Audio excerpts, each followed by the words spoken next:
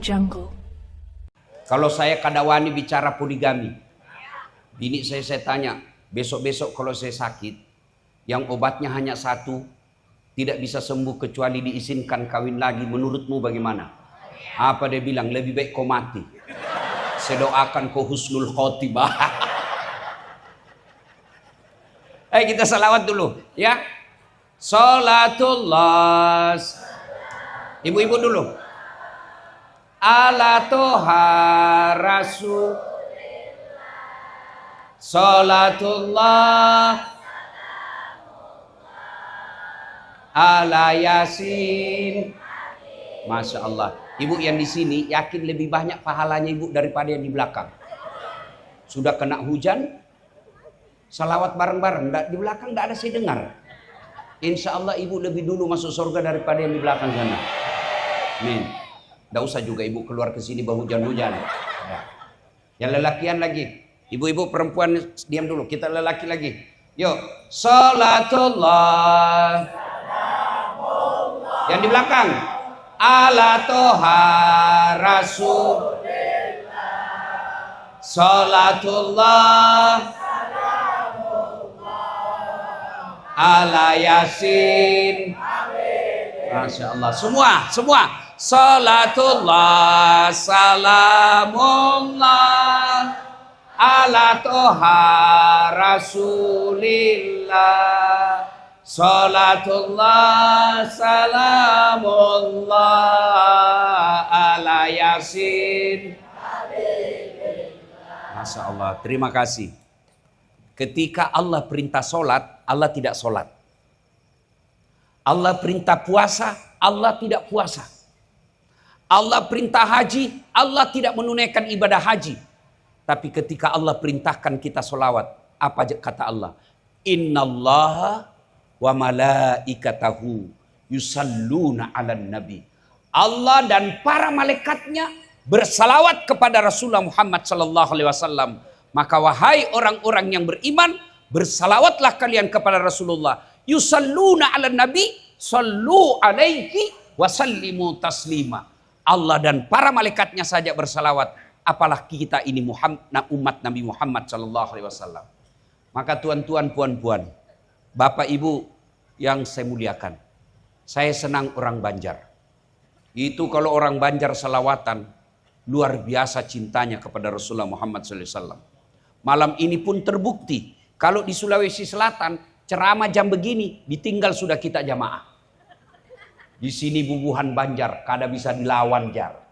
Masya Allah. Coba dan ingat,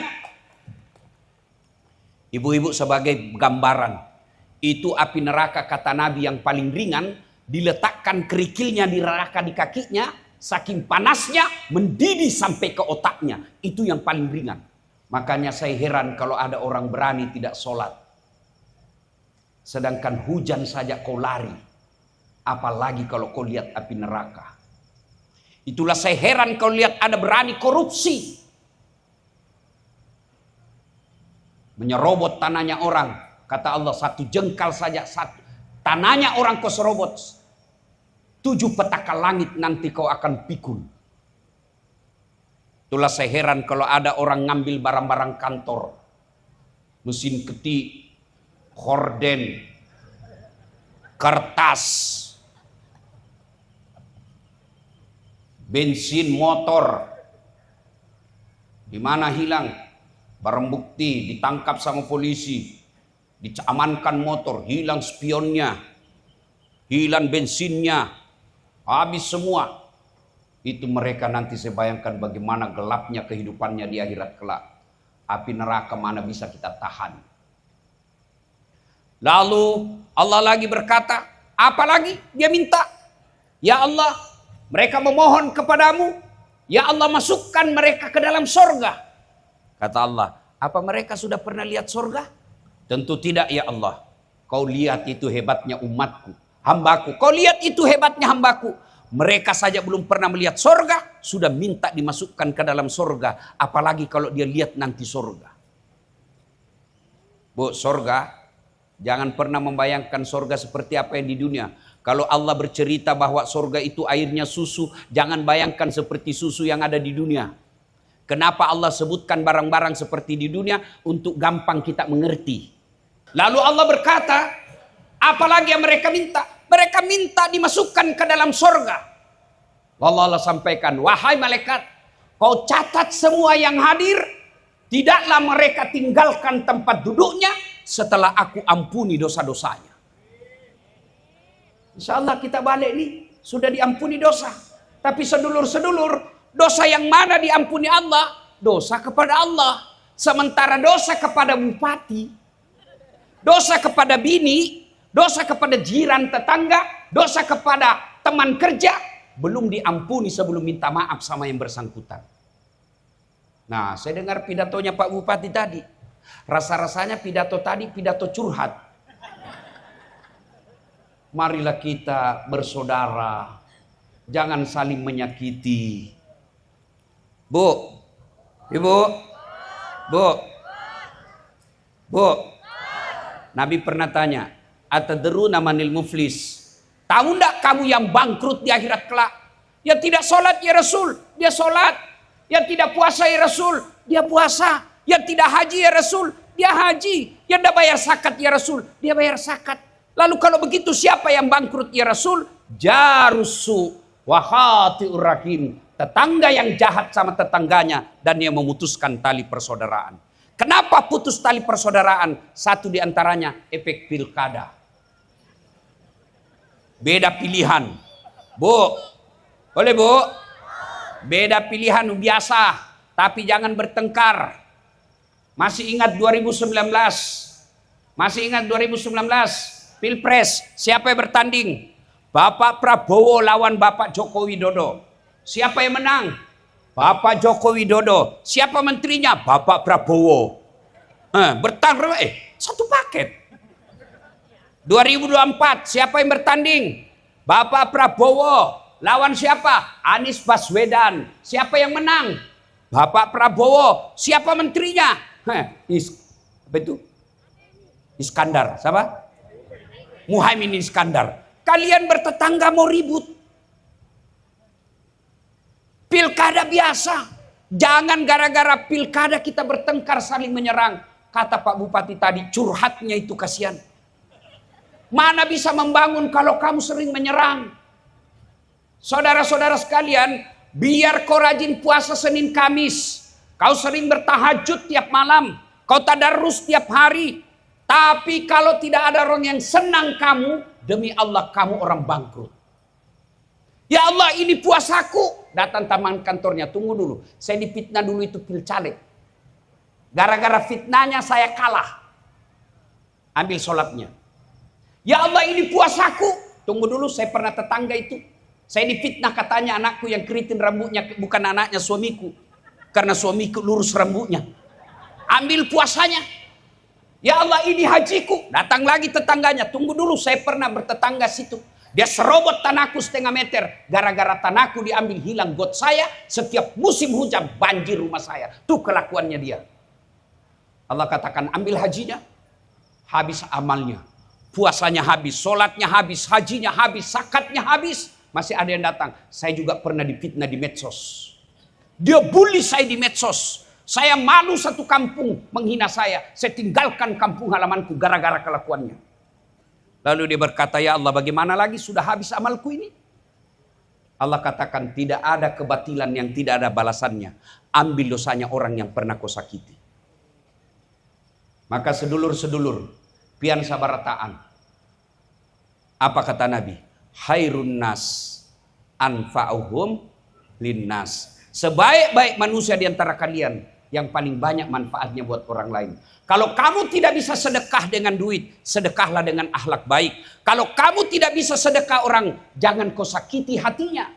Kalau kau tidak setuju dengan pemimpinmu, bukan dengan mempermalukannya, tapi kau datang baik-baik. Coba lihat kita bernegara. Itu diajarkan dalam salat jamaah. Ada imam, bupati. Ada anggota DPR, muballagah. Ketika imam di belakang imam sebelah kanan, ada yang berteriak. Ketika imam kata, Allahu Akbar. Ada kan di belakang, Allahu Akbar. Ada kan ibu?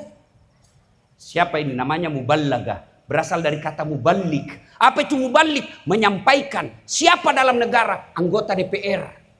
Ngomong anggota DPR. Bupatimu salah. Ngomong tegur.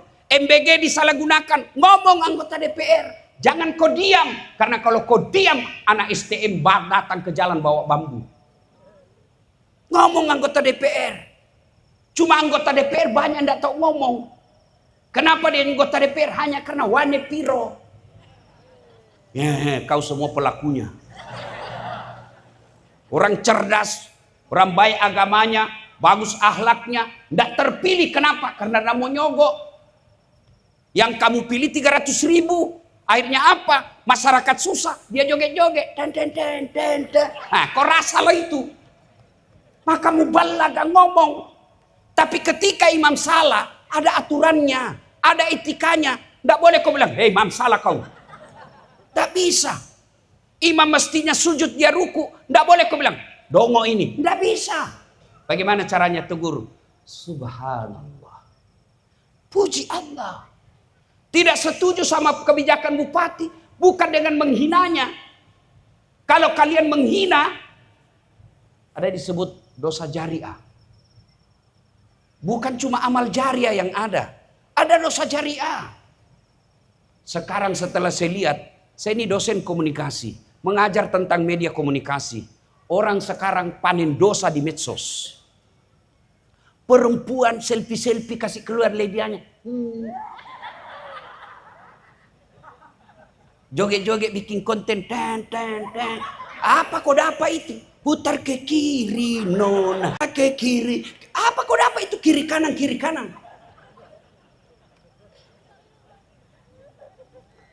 Ada laki-laki jogetnya sudah calabai. Laki-laki sudah hancur-hancur saya lihat ini. Itulah buka itu Quran surah Yasin. Tangan kita nanti akan dimintai tanggung jawabnya. Mata kita akan ditanya. Kaki kita akan ditanya. Jari-jarimu akan ditanya dengan menggunakan medsosmu. Kau sebarkan konten-konten porno. Kau sebarkan fitnah. Hanya karena beda yang kau pilih. Bukan Pak Bupati yang sekarang kau pilih. Lalu kau sebarkan berita-berita bohong. Selama berita itu beredar. Selama itu kau panen dosa. Benar sekalipun itu berita. Tidak boleh disebarkan kalau itu mengandung kemungkaran. Kehancuran. Itulah sebabnya kita dalam Islam ada disebut. Likulli makam makal wa likulli makal makam. Setiap ucapan ada tempatnya. Dan setiap tempat ada ucapan yang cocok untuk itu. Maka ibu-ibu hati-hati ya. Jangan gampang curhat di medsos. Pergi suaminya 2 minggu. Di mana di kau? Kesepian banget, pret. Ibu-ibu sekarang banyak cerai gara-gara curhat di medsos. Mereka berdoa tapi berdoanya di medsos. Ya Allah lindungi suamiku. Sibuknya itu Tuhan mau baca Facebookmu. Ya Bapak Ibu saudara-saudara sekalian. Maknanya curhatan Pak Bupati tadi. Wa'tasimu bihablillahi jami'a wa la tafarraqu. Berpegang teguhlah engkau kepada tali persaudaraan agama Allah dan janganlah engkau bercerai-berai. Kepada para alim ulama, dakwalah seperti Guru Udin kita tadi. Masya Allah, saya terpesona. Saya bilang beginilah Rasulullah, sehingga gampang orang terpesona dengan Islam. Ada juga penceramah neraka saja terus dicerita. Dari pertama sampai terakhir neraka saja terus. Kayak dia saja panitia hari kiamat. Hei, kok dibanting, dilipat, ditusuk, dipak. Dia bilang anak muda ndak usah kopi masjid ya bikin takut-takut itu Ustaz. Ada juga yang begitu. Itu Islam. Bapak Ibu saudara-saudara sekalian, gunakan media sosial kita jangan memecah belah. Nabi katakan innamal mu'minuna ikhwah. Umatku itu seperti badan ini. Coba lihat badan kita Pak. Tangan kanan gatal tanpa disuruh kiri yang garuk. Tangan kiri yang gatal tanpa diundang kanan yang garuk. Gatal dua-duanya kerjasama. Jangan ketawa saya suruh sini. Ayo. Anak muda jalan-jalan tengah malam, mau pergi rumahnya ceweknya, tahan tuh kaki tahan tuh, otomatis semua tubuh bergerak dan ikut merasakan sakit. Apa yang pertama bereaksi? Mulut. Aduh, window pedina. Bugis. Mulut, kaki yang tahan tuh, mulut yang bereaksi. Yang berikutnya apa? Mata mencari. Yang berikutnya mulut meniup. Yang berikutnya tangan mengusap. Padahal kaki yang bermasalah. Tidak ada orang tahan tuh kakinya. Rasa kau pergi jalan. Begitu kita mestinya di hulu Sungai Selatan. Satu sakit yang lain ikut merasakan. Ada yang menyerang bupati, masyarakat berkata, jangan kau ganggu pemimpin kami. Kalau kau ganggu, kami masyarakat hulu Sungai Selatan yang kau hadapi. Itu yang namanya Islam. Datang pengusaha sawit, datang pengusaha batubara, datang pengusaha apa saja, mau merusak alam kita. Sampaikan ke Pak Bupati, larang mereka Pak. Kalau tidak, kami rakyat yang akan menghadapi mereka. Itu yang disebut Islam. Bersatu. Ada yang ganggu polisi, masyarakat datang. Jangan kau ganggu polisi. Kita bisa tentram di hulu Sungai Selatan ini karena ada polisi yang jaga kita.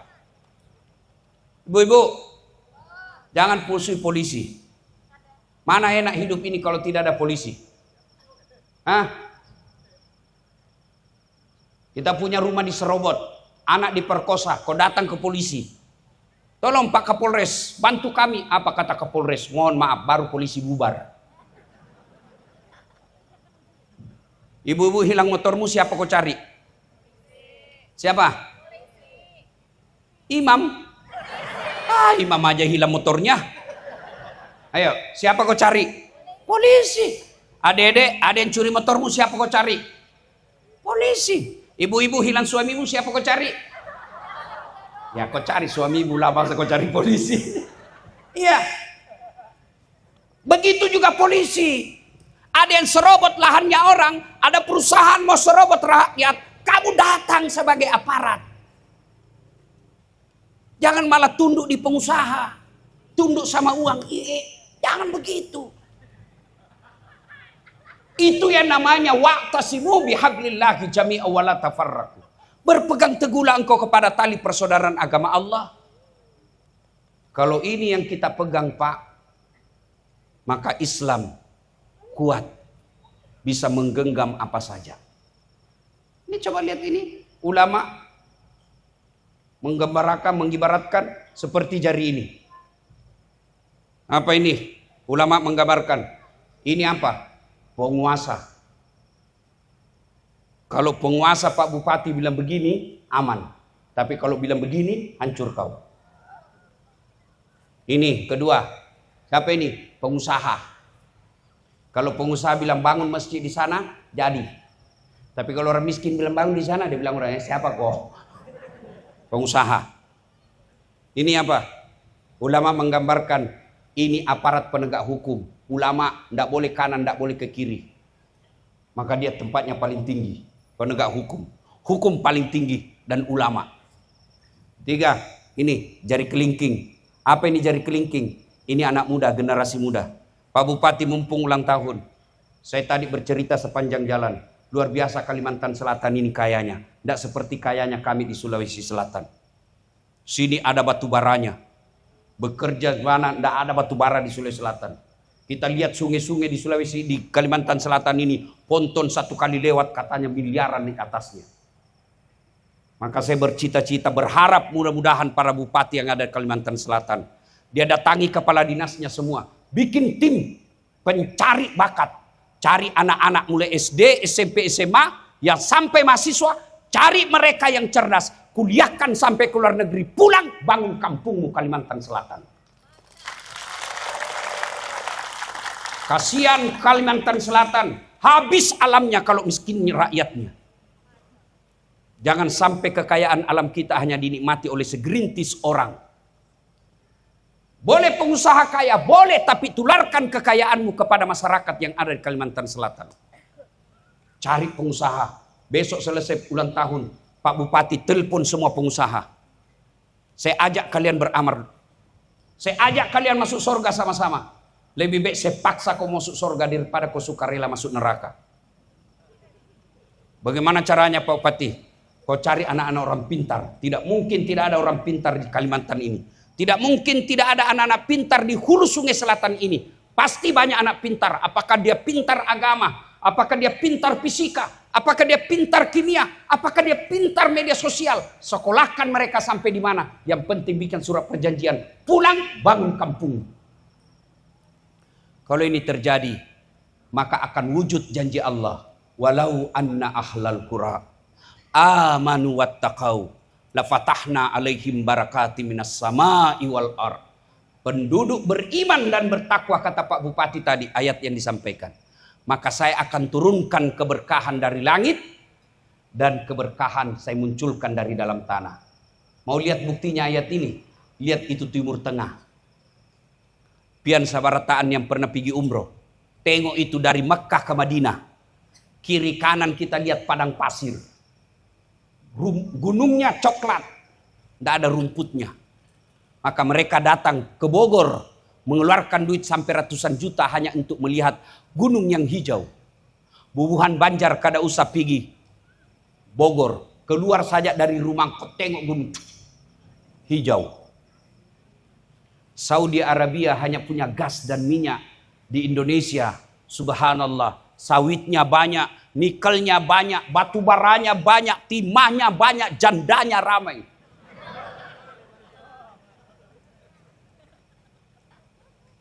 Tapi sampai dekat ini tidak ada orang Saudi Arabia datang ke Banjarmasin menjadi tenaga kerja. Kenapa? Penduduknya mereka beriman dan bertakwa kepada Allah. Kalau ada mencuri, dipotong tangannya. Di Indonesia ada mencuri, dipotong masa tahanannya.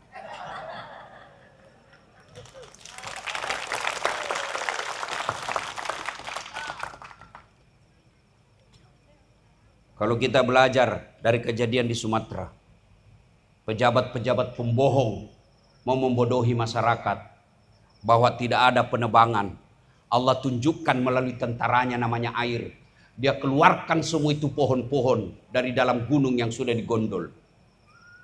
Berapa gelondongan kayu yang keluar, lengkap dengan nomor-nomornya. Tidak mungkin itu gara-gara cuaca, itu gara ulah tangan-tangan manusia. Maka Allah turunkan bencana. Allah itu bukan maha menyiksa, tapi Allah maha penyayang. Allah itu bukan maha penganiaya, tapi Allah maha rahim. Tidak mungkin Allah serta-merta turunkan bencana, kecuali diundang. Apa yang mengundang bencana? Menurut Al-Quran surah Al-Baqarah ayat 61. Wa yakfuruna bi ayatillah. Mereka kufur terhadap ayat-ayat Allah. Saya kasih kau sawit, saya kasih kau batu bara, saya kasih kau timah, saya kasih kau alam yang baik, saya kasih kau iklim yang bagus. Orang Jepang tidak mungkin bikin hidup kalau tidak beli baju 1 tahun. Lain bajunya musim dingin, lain musim panas, lain musim salju, lain musim semi. Indonesia 1 baju 1 tahun bisa kau pakai. Allah kasih itu, nikmat Allah. Tapi kalau kau kufuri, inna azabi lazadid. Kata Allah, taja nih lo calla kok. Tunggu, saya kusiksa kamu. Dan kalau sudah turun siksaannya, beriman tidak beriman kena kita semua. Kenapa? Karena orang beriman membiarkan orang fasik. Yang kedua, kata Allah, wa yaqtuluna anbiya'i bighairi haqq. Mereka membunuh nabi secara tidak benar. Apa membunuh nabi sana ciri fisik? Tidak ada lagi fisiknya nabi. Apa yang kita bunuh? Sunnah-sunnahnya nabi. Injak-injak sunnah nabi. Apa sunnah nabi? Sunnah nabi, jangan kau mubasir. Karena nabi katakan mubasir itu bagian dari setan. Apa itu mubasir? Ya kalau kau cuma bisa makan 1 hektar sudah cukup. Ngapain kau ambil 100 hektar? Kalau ini terjadi, inna azabi lazadid. Akan turun azab Allah. Yang ketiga penyebabnya, Dzalika bima azau. Mereka berbuat zalim secara terang-terangan. Coba lihat kezaliman sekarang, Pak, dipertontonkan. Orang nyata-nyata salah dilindungi. Orang nyata-nyata benar, kasihan rakyat kecil dipenjara. Kalau tidak, kata Allah, saya hukum kamu. Itu baru di dunia. Yang keempat, wa kanu yaktadun, kata Allah. Mereka telah melampaui batas. Kata orang Bugis, taliwet-liwet nih. Terlampau batas. Orang pikir, biasa kan kita bilang kalau dilihat di medsos, keterlaluan banar. Iya kan? Ah, itu Allah yang kan. Kalau sudah begitu kezaliman dan terang-terangan, manusia kita rakyat biasa, kita mau apa? Kita mau ngomong dibilangin radikal. Kita diam makin hancur, maka Allah yang turun. Kenapa turun? Allah turun karena Allah cinta kepada hambanya dan Allah cinta kepada umatnya Muhammad sallallahu alaihi wasallam. Bapak Ibu saudara-saudara sekalian, ingin rasanya berlama-lama tapi waktu yang terbatas. Sudah jam 11. Insya Allah lain waktu dan kesempatan kita akan lanjut lagi. Kita doakan Pak Bupati, Pak Wakil Bupati tetap ujub, tetap rukun. Karena di tempat-tempat lain bupati tidak rukun sama wakilnya. Wakilnya lapor bupatinya supaya masuk penjara supaya dia jadi bupati. Banyak yang kita lihat begitu. Mudah-mudahan di hulu Sungai Selatan tidak seperti itu. Karena kalau bupati dengan wakil bupati tidak rukun, pegawai negeri akan bingung. Mana yang saya mau ikuti? Bupatiku atau wakil bupatiku? Percaya Pak Bupati dan seluruh ASN di tempat ini. Kalau Allah takdirkan engkau jadi kepala dinas, itu yang jadi. Nggak usah kau cari muka sama bupati. Setengah mati cari muka. Nggi. Pak Bupati, yang banyak merusak pejabat itu pencari muka. Biar salah dia bilang nggi, bujur banar, bujur. Mau tahu ciri-ciri pencari muka Pak Bupati? Gampang. Salah satu tandanya kalau sampean pian cerita pidato, biar enggak lucu ketawa juga, itu pencari muka itu. Ini yang banyak merusak. Mudah-mudahan kabupaten kita Allah rahmati, Allah turunkan keberkahan, dan paling penting masyarakatnya beriman dan bertakwa kepada Allah Subhanahu wa taala. Terima kasih, lebih dan kurangnya mohon dimaafkan. Usikum wa nafsi bitaqwallah. Fastabiqul khairat. Assalamualaikum warahmatullahi wabarakatuh.